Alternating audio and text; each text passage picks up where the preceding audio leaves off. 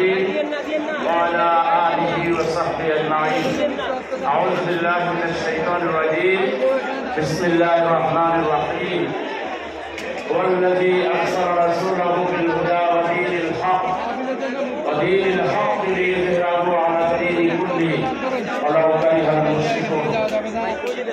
আজকের এই ঐতিহাসিক সোহরাওয়ার্দী উত্তরে জাতীয় সিরাত কমিটি আয়োজিত সিরাতুল নবী সাল্লাল্লাহু আলাইহি ওয়াসাল্লাম মাহফিলের সম্মানিত সভাপতি প্রখ্যাত আলেমে দ্বীন হযরত মাওলানা আবু তাহের জিয়াদি সাহেব, মঞ্চ উপবিষ্ট হযরত উলামায়ে কেরাম, আজকের এই সিরাত মাহফিলে উপস্থিত সম্মানিত দিনদার ইমানদার সর্বস্তরের শ্রোতা মণ্ডলী, আজ থেকে ১,৫০০ বছর আগে আল্লাহ নবী বিশ্বনেতা মুহাম্মদুর রাসূলুল্লাহ সাল্লাল্লাহু আলাইহি ওয়াসাল্লাম এমন এক সমাজে আবির্ভূত হয়েছিলেন, এই সমাজকে আখ্যায়িত করা হয়েছিল আইয়ামে জাহিলিয়া হিসাবে। অর্থাৎ মূর্খতার দিক থেকে, নিকৃষ্টতার দিক থেকে এই সমাজের চাইতে নিকৃষ্ট সমাজ পৃথিবীতে আগেও বোধহয় ছিল না, এর পরেও বোধহয় আর হবে না। এরকম একটি অন্ধকার জাহিলিয়াতের যুগে সময়ে আল্লাহর রাসূলকে পৃথিবীতে প্রেরণ করা হয়েছিল।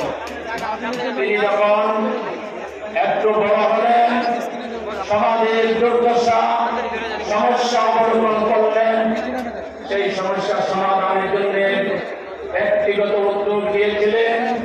তিনি এক পর্যায়ে হিজবুল ফজল নামে একটি যুব সংগঠন কায়েম করেছিলেন, সমাজ থেকে সব ধরনের অন্যায় জুলুম মোকাবেলা করার জন্য। এরপর তার উপর যখন ওহী নাযিল হলো, তিনি নবী হিসাবে যখন তার দায়িত্ব পালন শুরু করলেন, তখনও তার সমাজে সমস্যার কোনো অভাব ছিল না। শত শত সমস্যা ছিল, সেখানে মায়ের নির্যাতন ছিল, জোরজার মূল্যতা আইনের শাসন সেখানে অনুপস্থিত ছিল। সেখানে গণহত্যা করা হতো, নারী নির্যাতন করা হতো, শিশু নির্যাতন করা হতো, কন্যা সন্তানকে জীবন্ত প্রতিহত করা হতো। সেখানে এরকম আরো অসংখ্য সমস্যায় জর্জরিত ছিল তৎকালীন আরব সমাজ। কিন্তু আল্লাহ রাসূল সেই দিকে নজর না দিয়ে তিনি একটা মাত্র মসজিদ ঘোষণা করেছিলেন। মানুষ প্রথমে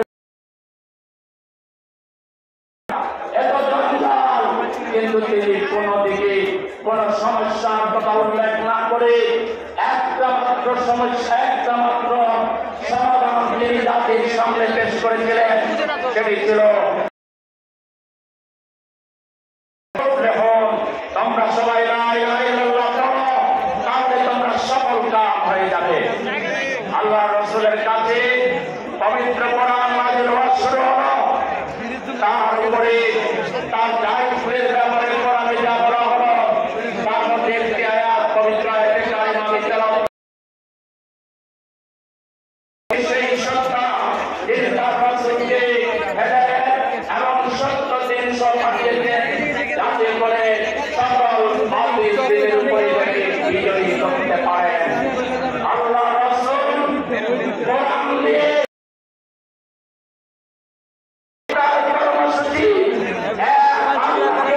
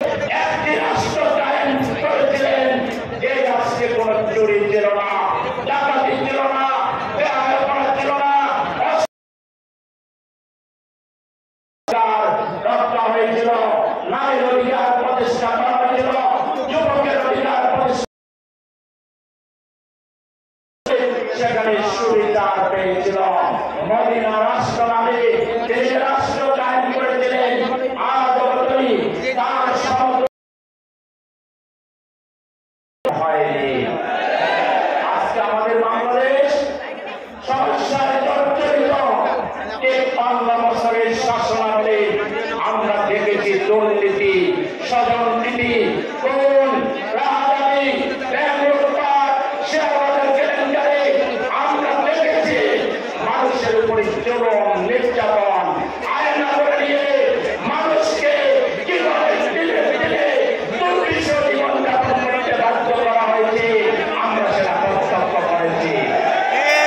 আমরা পরিষ্কার বলতে চাই, আমাদের ছাত্র সমাজ, জনমানুষ জাতির মনের ভাষায়, ইমানের ভাষায়, আল্লাহর ভাষায় তারা একটা স্লোগান দিয়েছে, we want justice।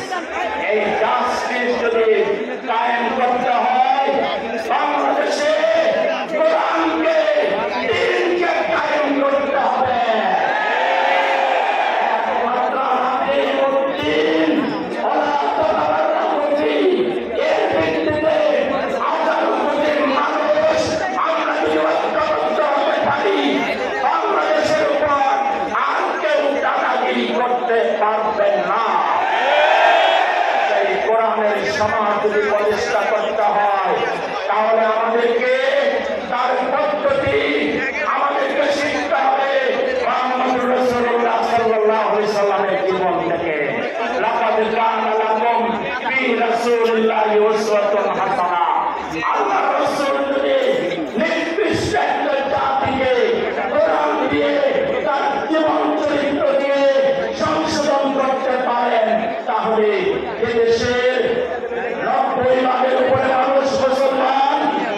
এদেশের মানুষ ফজরের আযান শুনে ঘুম থেকে উঠে চা নাস্তাকে তারা হাল চাষ করতে যায়, তারা ব্যবসা বাণিজ্য করতে যায়, আবার এশার আযান শুনে নামাজ পড়ে তারা ঘুমাতে যায়। এদেশের মানুষ আল্লাহকে বিশ্বাস করে আল্লাহর বিরুদ্ধে কেউ কটূক্তি করলে গোটা জাতি চলে উঠে। যে জাতি রাসূলকে নেতা মানে, যে বাংলাদেশের রাজধানীকে বলা হয় মসজিদের শহর, মসজিদের নগরী, সেই বাংলাদেশকে গঠন করার জন্য আমাদের ৩০ দফা, ৩০ দফা, ৫০ দফা লাগবে না। আসুন আল্লাহর ভাষায় ওয়া'তাসিমু বিহাবলিল্লাহি জামিআন ওয়া লা তাফাররাকু। ১৮ কোটি মানুষ কোরআনের ভিত্তিতে, ইসলামের ভিত্তিতে আমরা ঐক্যবদ্ধ হই। বাংলাদেশের সমস্যার সমাধানে মাত্র ৫ বছর লাগবে। বছরের ভিতরে বাংলাদেশ থেকে দারিদ্র আমরা হিমালয়ে পাঠাবো। ৫ বছর লাগবে না, ২ বছরের ভিতরে সন্ত্রাসীদেরকে সন্ত্রাসাস্ত্র পায়ের নিচে বাধ্য করব। বাংলাদেশে আর কোন সন্ত্রাস চলবে না, কোন খুন হবে না, রাজনীতি হবে না। বাংলাদেশ সোনার বাংলাদেশে পরিণত হবে। সেই ধরনের একটা বাংলাদেশ প্রতিষ্ঠায় আমাদেরকে জনগণের কাছে যেতে হবে, দাওয়াত দিতে হবে, ইসলামের সৌন্দর্য তুলে ধরতে হবে, রাসূলের আদর্শ তুলে ধরতে হবে। আজকের শ্রোতা মণ্ডলীকে জিজ্ঞাসা করতে চাই, বাংলাদেশকে